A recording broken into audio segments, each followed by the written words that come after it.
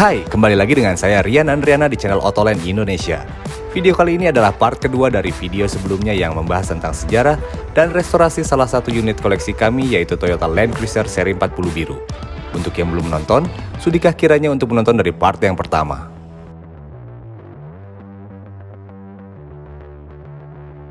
Sebelum kita lanjutkan video ini, kami sarankan Anda untuk klik tombol subscribe dan aktifkan tombol loncengnya agar Anda mendapat berita terupdate dari kami seputar dunia otomotif.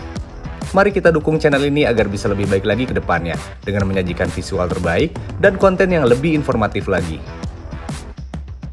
Oke, FJ40 biru ini telah melakukan beberapa perbaikan dari sektor mesin, bodi, dan kaki-kakinya.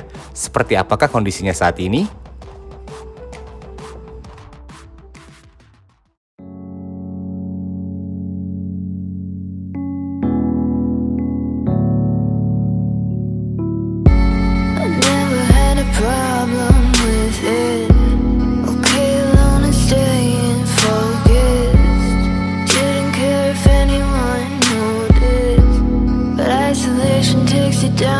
Before you know it, but the sky's so dark and it's getting so goddamn low. Chill, chill, chill,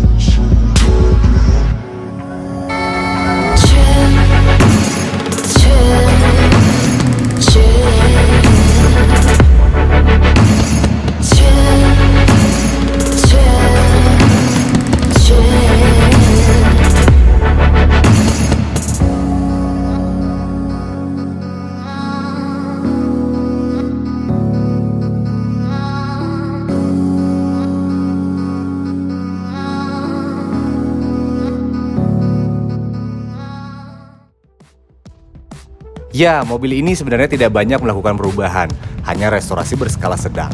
Karena semula maksud kami adalah ingin mengetahui dulu sejauh mana mobil ini bisa beraksi.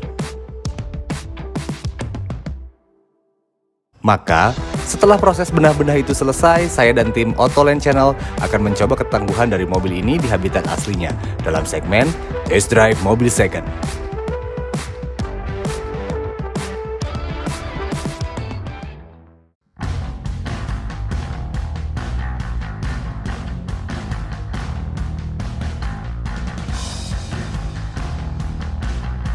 Di pengetesan kali ini, kami ditemani oleh mobil yang pernah kami tes off-road sebelumnya, yaitu Daihatsu TAF F70. Dan kami berangkat dari home base kami tercinta, Autoland Indonesia, yang berlokasi di Jalan Sasan Bajuri, nomor 2A Bandung. Dan berikut ini adalah rute yang akan kami lewati dalam pengetesan kali ini.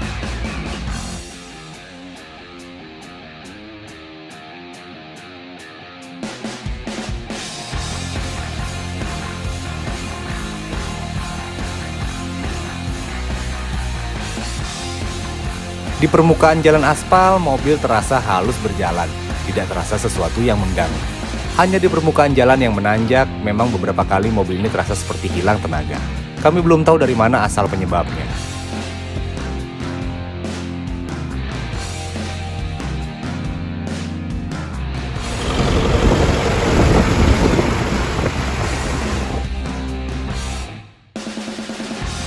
Sesampainya di daerah Lembang, kami mengisi bahan bakar dulu, karena jarak yang akan kami tempuh akan lebih jauh dari pengetesan kami biasanya. Dan karena tidak mau sampai kehabisan bahan bakar di tengah jalan, maka kami putuskan untuk mengisi full dengan bahan bakar terbaik untuk mesin diesel yang dimiliki oleh Pertamina, yaitu Pertamina Dex.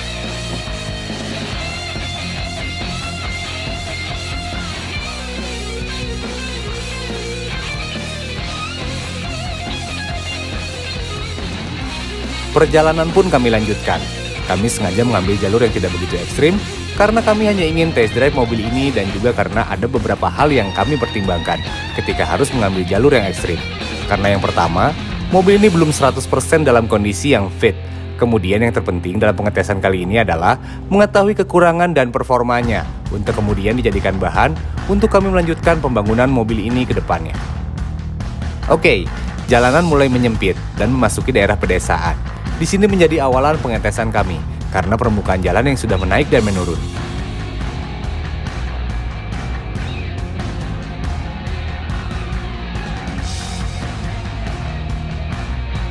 Land Cruiser ini masih anteng berjalan, tidak menemukan kesulitan yang berarti.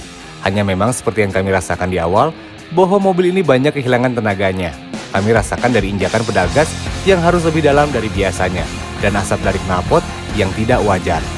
Tapi kami tetap melanjutkan perjalanan ini. Dan akankah mobil ini sanggup untuk menyelesaikan tes kali ini? Semakin kita selusuri jalan ini, kabut mulai turun, dan kami mulai kesulitan karena jarak pandang yang terbatas. Juga jalanan yang sempit cukup menyulitkan kami ketika bertemu mobil dari arah berlawanan. Kini permukaan jalan sudah tidak rata seperti sebelumnya. Di sini akan kami tes seperti apakah performa dari kaki-kakinya.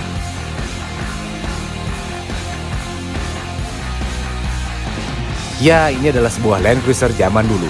Jangan berharap dengan kenyamanannya. Ayunan suspensi dari mobil ini terasa lebih keras. Bantingan yang kasar pun mulai terasa di dalam kabin. Lagi-lagi ini adalah mobil zaman old. Orang zaman dulu tidak punya pilihan lain, karena pada masa itu Alphard belum dilahirkan. Lalu, hari sudah mulai gelap, dan kami sudah berada di dalam hutan. Kami mohon maaf mengenai pengambilan video yang kurang baik, karena minimnya pencahayaan dan juga terjadi trouble pada peralatan lighting kami. Dan kami harap Anda tetap bisa enjoy menonton video ini sampai selesai.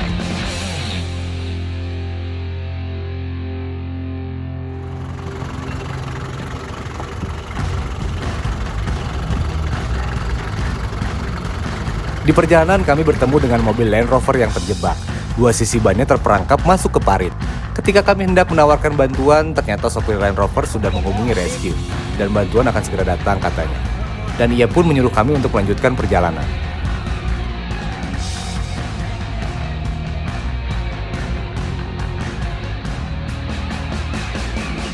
Di sini benar-benar gelap, hanya lampu dari mobil kami, satu-satunya sumber cahaya.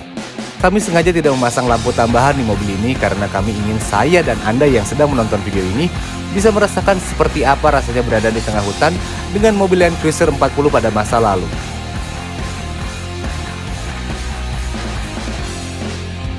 Ya, seperti inilah jarak pandangnya, sangat terbatas.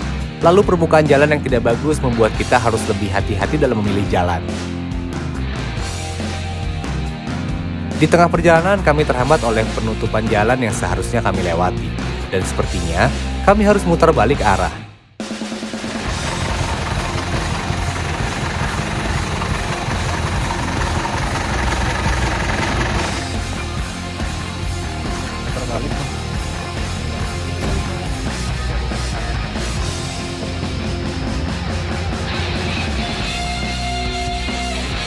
Tapi ada jalanan sempit yang sedikit terjal dan bebatuan yang licin, yang kami yakini bahwa pasti ada jalan lain. Setelah berdiskusi panjang lebar, kami pun memutuskan mengambil jalan itu, yang belum kami tahu kemana arahnya. Karena di sini kami sama sekali tidak mendapatkan sinyal internet untuk membuka maps atau aplikasi peta lainnya. Jangankan sinyal internet, manusia pun tidak ada untuk kami bertanya dan mencari jalan lain.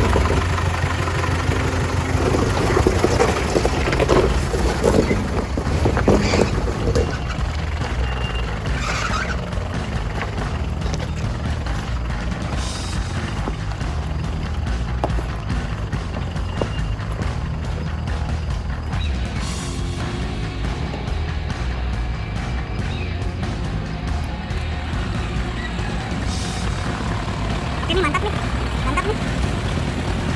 Yo.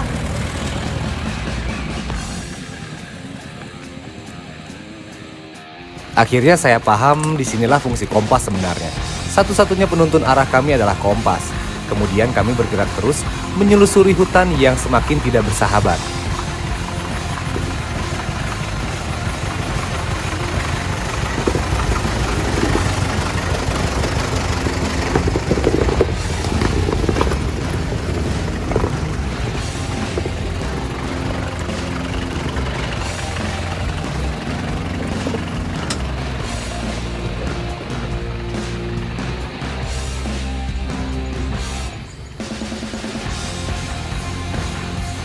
Kemudian sampailah kami di daerah Cisalak, Kabupaten Subang, di mana mobil yang mulanya kami bawa untuk backup ternyata mengalami masalah. Beberapa kali kami harus berhenti dan memeriksa kembali mobil TAF F70 kami.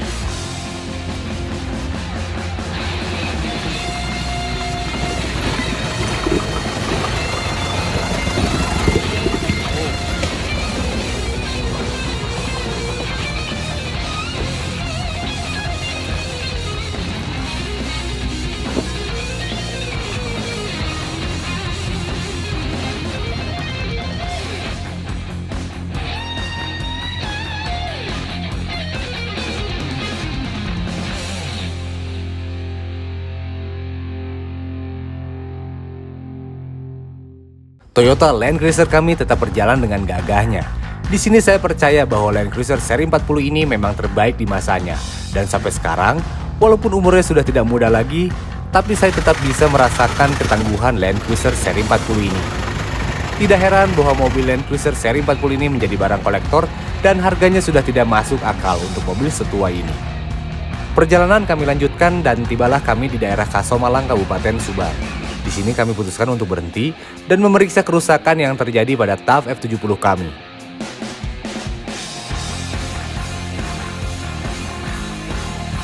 Lalu perbaikan pun dilakukan oleh tim mekanik dari Autoland Indonesia yang selalu setia menemani kemanapun kami pergi. Ternyata kerusakan terjadi pada kabel kopling yang putus, sehingga perlu beberapa jam untuk memperbaikinya. Karena di sini kami tidak menemukan bengkel mobil yang masih buka dan kami tidak membawa spare part cadangan.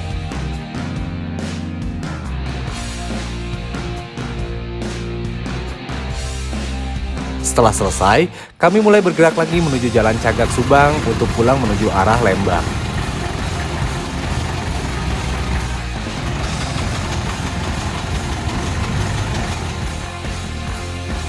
Kemudian sesampainya di Jalan Raya Tangkuban Parahu, kami putuskan untuk menepi dan beristirahat sejenak, sembari membuat api unggun dan memasak perbekalan yang sudah kami siapkan sebelumnya. Perjalanan yang dimulai pukul 16 tadi dan sampai di sini pukul 22.30 cukup banyak menyita waktu dan tenaga.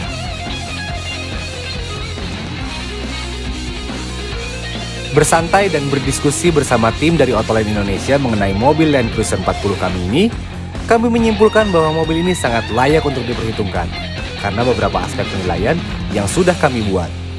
Dan mobil ini sudah memenuhi 70 dari 100 nilai yang kami berikan, tentu dengan segala kelebihan dan kekurangannya.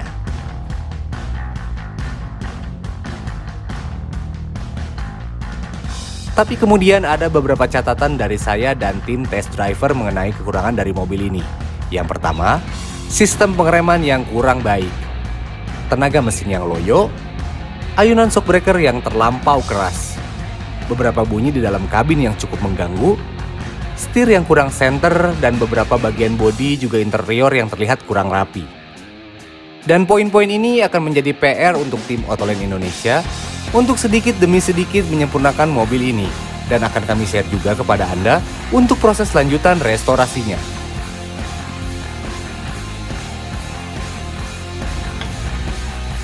Kembali kami ingatkan untuk selalu dukung channel ini dengan cara like, komen, dan share video ini agar kami lebih bersemangat lagi untuk membuat konten-konten mengenai dunia otomotif selanjutnya.